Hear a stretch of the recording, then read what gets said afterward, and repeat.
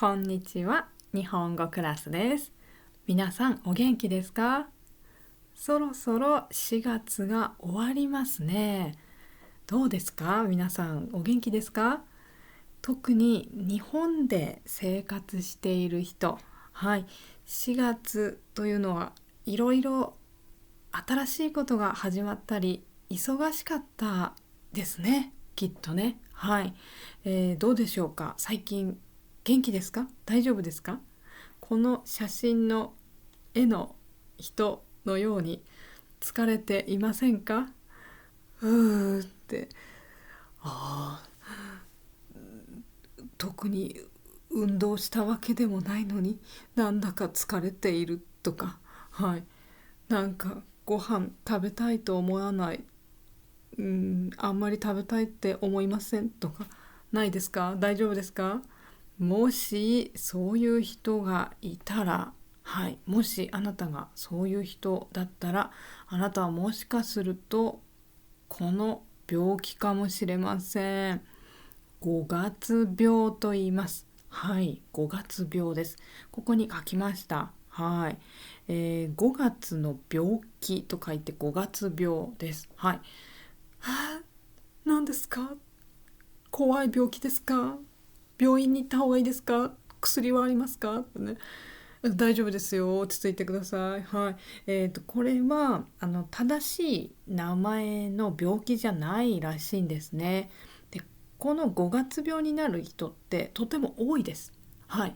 日本人とても多いです。はい。だからもしあなたがちょっとなんか最近疲れるんです、疲れやすいんですとか、はい、そういう人大丈夫ですよ。そういう人多いですよ。あなただけじゃない。はい。でも結構これ大事なお話なので、ちょっとね気をつけた方がいい、ちょっと病気の一つなのでお話ししますね。これはもちろん女の人も男の人も、どんな人もなりやすい病気です。はい。特に日本って4月からいろんなことが新しく始まります。はい。皆さんの国ではどうですか？ 4 月からじゃない？例えば学校が新しく始まるとか、それは4月じゃない国も多いですよね。アジアだと4月から始まる国多いとは言えないですけど、あるんですけど、日本はその4月から全てが始まる。はい、会社もそうなんですね。会社に新しく入るというのも4月からということがとても多いです。はい。大学生とか高校生は3年生、3月ですね。高校とか大学は3月に卒業してちょっと休んで4月から会社に入るというのが本当にとてもとても多いです。はい。ですので4月は頑張って働くんですね。はい。最初ね、新しい世界で新しい環境で頑張って働きます。はい。会社の人もそうだし学校もそうです。昨日私が、YouTube でお話しした通り、学生さん、日本の中学生とか高校生とか大学生とか、はい、新しくそうですね、例えば高校生になったとか新しく大学1年生になったという時、4月というのはとても忙しいです。はい、入学式もあるし、新しい、友達ができたり、もう学校が全然変わりますので、とても毎日毎日新しいことがいろいろ起きます。はい。ですので昨日ね話した通り高校デビュー、大学デビューをしてこう明るく元気に生活を始める人が多いんですね。ですので楽しいんだけどストレスもたまります。はい。新しい環境で変わろうとするのでストレスもたまる。うん。自分では気づいてない分かってないんですけど、体は疲れてるということがあります。うん。皆さんもきっと経験がありますよね。4月じゃない例えば9月から始まりますとか10月から新しく始まりますという国の人もそういうことあると思うんです。新しい世界が新しい世界とか環境に入って1ヶ月ぐらい経った時にとてもなんだか体が疲れてるとかね、それなんです。それが日本の場合だと、5月ぐらいにちょっと変な病気みたいなことが自分に起きやすいです。でそれもですね、一つ大きな理由があって、その新しい環境にせっかく4月から慣れてきたのに、ちょうどですね4月の最後ぐらいから日本では休みがあります。長い休みがあるんですね。今年の場合だと、ちょうど4月26日から土曜日から、長い休みがあります。例えば高校とか、学校ですね。学校だともう土曜日日曜日は学校はないです。そしてその後も、祝日ホリデーが続くんですね。今年だと4月29日も祝日だし、5月に入ると5月の3日から6日までは全部祝日なんですね。ですので学校はない。そして会社も同じように休みという会社がとても多いんですね。だからせっかく4月から頑張って毎日新しい生活始めて、慣れた生活に慣れたのに急に休みが始まると生活のリズムがこう変わってしまうという人いますよね。休みだから今日は長く寝ていよう、遅くに起きようとか、今日はあまり早く寝ないで夜はテレビを見たいとかありますよね。やりたいことありますよね。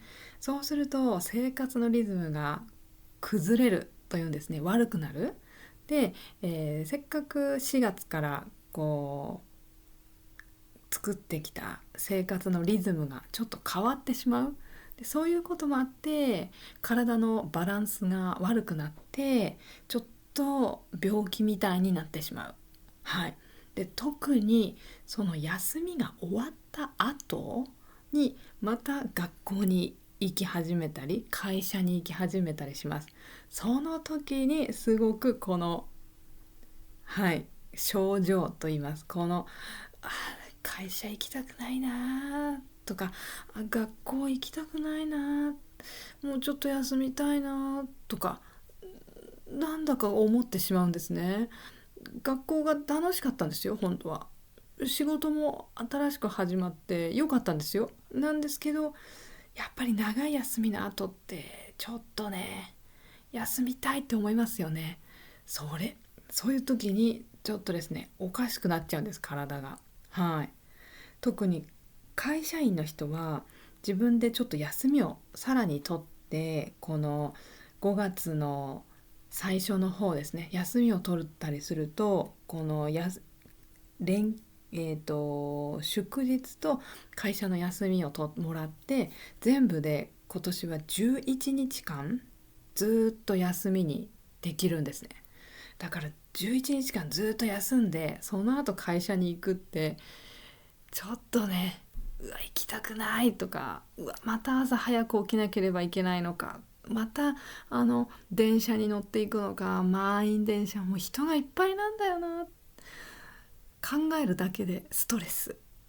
そうなんです。だから会社行きたくないって思っちゃうんですね。そういうのを5月病って言います。で、5月病例えばどんなことがあるかっていうともう本当に一番よくあるのはもうどこにも行きたくないとかやる気がない。無気力って言いますね。ここに書いてあります。特に運動したわけでもないんですけどこの休みの間です。特に休んでる間にこれになります。何もやりたくない。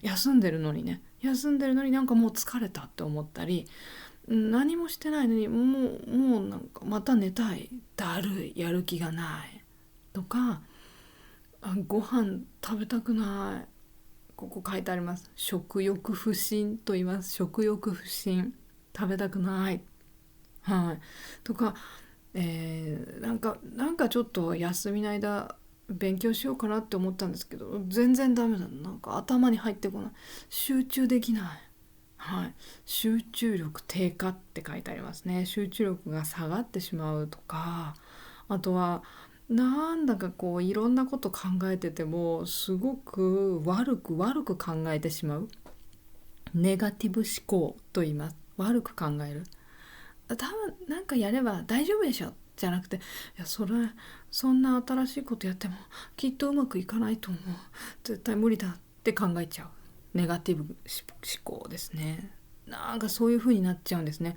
で、せっかく休んだのになんでこんなすごい悪いこと起こるのかなってね、はい、本当そうなんです。この休み、これから日本で始まる4月26日から始まる長い休みで、さらにこの症状が始まるんですね。こうやってなんかもうやる気ないとかってなっちゃうんです。でこれをね過ごして、5月に入って、5月7日から会社も学校も始まるんですけど、行きたくないんですね。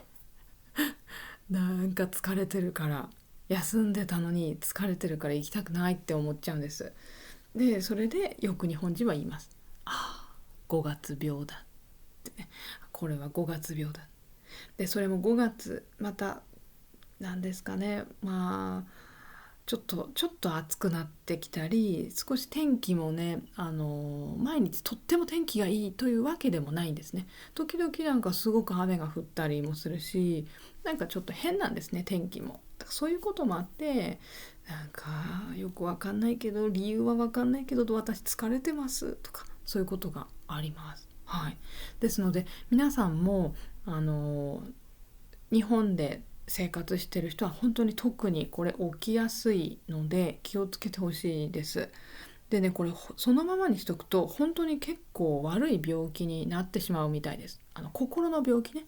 そうですので、そうならないように、5月病がひどくならないように、そしてそれにならないように最初から気をつけた方がいいことで、いくつか紹介すると、これをやるといいですよっていうのね、やるといいですよは、例えばやっぱり運動をしたり、何か趣味をやってみる。でそれも5月病になると今まで好きだった趣味、それもやりたくないって思うらしいです。ひどい人はね。今まではサッカーやったら楽しかったんだけど、なんかやりたくないなと思ったりね、例えば。そしたら別の新しい趣味を探してください。やってみる。はい。それがいいらしいです。とか、あとはやっぱりよく寝る。はい。これ結構シンプルなんですけど、これすごくやってない人多いらしいですね。よく寝ましょう。そうすると5月病にいいらしいです。やっぱり体が疲れてるんですね。4月にいっぱいストレスが体に溜まっている。はい。ですから寝ましょう。そう。で、あとはもう一つは誰かに相談しましょうというのです。これは家族とかに相談するんでももちろんいいんです。なんかちょっとよくわからない、理由はわからないんだけどとっても疲れてるとかね、ちょっと話してみるとか、または病院の先生に相談する、とってもひどい場合はねっていうのももちろん必要です。はい。ですのでそういうふうにしましょうねと。はい。誰かに相談するのは全然恥ずかしいことではないので、はい。で皆さんの場合はぜひ日本人の人に相談するとよく分かってもらえると思います。日本人これ5月病本当になりやすいんですね。すごい、私もなります。そうやっぱりこう4月に頑張って毎日生活して、でその後急に2週間くらい休みが入っってしまうとちょっと体があれ急に休みってね、なんか変な風になります。バランス悪くなります。はい。時間のスケジュールも変になってしまって体がびっくりしてるんですね。ですのでストレスたまるので、5月病になるのは変なことではないです。だからぜひ皆さんね、なんか変なんですって相談するといいですよ。よく分かってもらえると思いますので、はい。で人に話すとね、気持ちよくなったり、それだけで少し体の調子が良くなったりもしますよね。ですのでね、ぜひね、この5月病は特に日本人に話すといいと思います。はい。私もそうだよとかね、言われると思います。ですので、これから皆さん5月病になってしまう人多いので、はい、ぜひこれやるといいですよ。ね、まず運動とか新しい趣味、そしてよく寝るですね。